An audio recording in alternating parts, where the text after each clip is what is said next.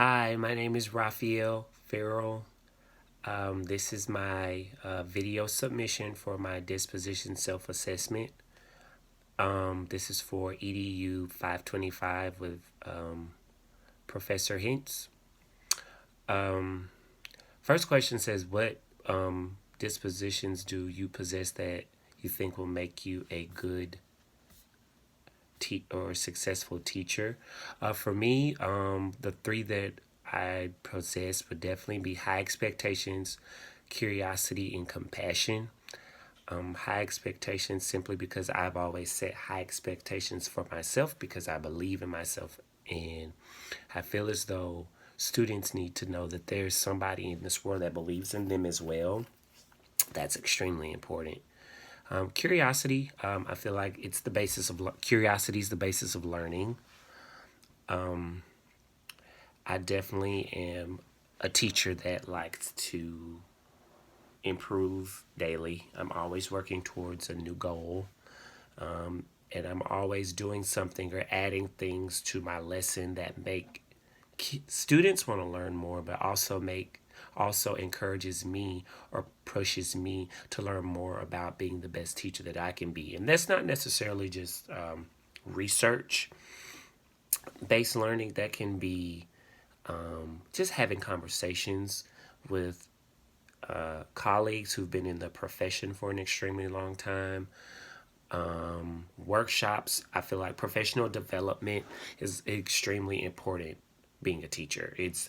You're learning because standards and issues with students and parents and the county board, things like that, they change so much. I think it's very important to you owe it to yourself as a teacher to abreast yourself in new knowledge. You should be learning all the time. I feel like it's important because we always encourage students to learn. I feel like we as teachers need to make sure we're doing the exact same thing. Compassion, I feel like for me, is pretty self-explanatory. I feel like it's hard. It's like compassion and teaching kind of go hand in hand because it's really hard to teach and not, for one, have passion for what you do, and just two, just identify with your students. And I feel like sometimes as teachers, compassion and sympathy get misconstrued. They become synonymous, but they're not. They're actually very different. And in turn, compassion in turn, to me, kind of aligns with high expectations. Those are very important. Compassion is, you definitely want to be sympathetic to a child's situation inside of your classroom and outside of your classroom. For one, learning styles are different, and sometimes students have trouble adjusting to new learning styles. And you never know what that child may have been dealing with before they came to you. Dispositions I need to work on before I enter the classroom as a first year teacher. Reflection, definitely taking time to really, examine how I taught the lesson and evaluating my strengths and my weaknesses. And advocacy. I feel like the most important thing for me, even my first year, as I reflect on my first year as a para, I wanted to do, because I love elementary school. I just love that age group and that demographic. I wanted to do so much, but I never really took the time to kind of just stand for one thing because I wanted to do so much. I stayed so busy trying to accommodate myself and do one thing. I never really took the opportunity to learn and grasp one concept. Dispositions demonstrate your ability to understand cultures, genders, and learning differences and build strong relationships. How do potential biases affect teaching? They kind of shut you off to student situations because a lot of times situations that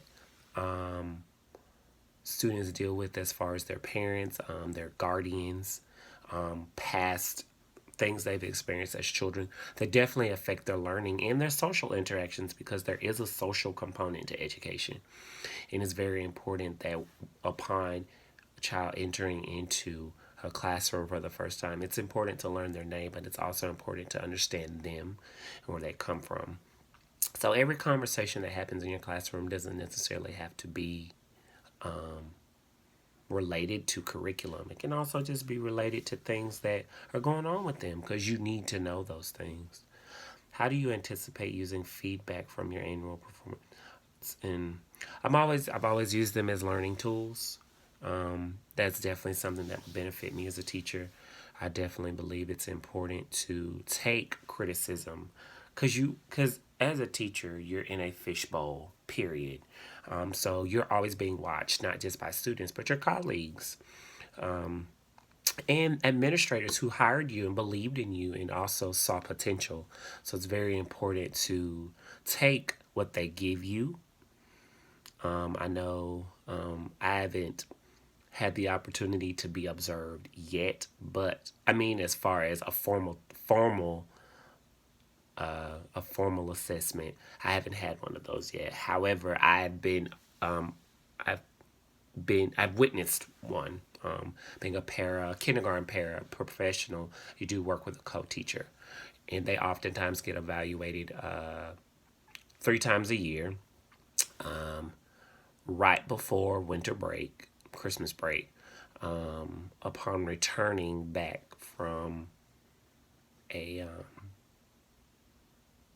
coming back from winter break, and also the end of the school year, right before they make that final selection of whether or not they will return to the school. So I definitely feel like this dispositions assignment was very effective because it allows you to evaluate how you would approach teaching. It's different when you're in a co-teacher role, but when it's your classroom, these are your minds, these are your students, it's very important to make yourself self-aware of how you come across to not just your students, but your colleagues, the surrounding community of the school. That's very important. Because believe it or not, whether you want to be or not, once you sign that contract and become a teacher in that school, you are a face in that school. So that's something I had to really adjust to as well. But again, I definitely think this was a very, very, very, very detrimental assignment to my teaching career. And I am looking forward to applying these dispositions to my career.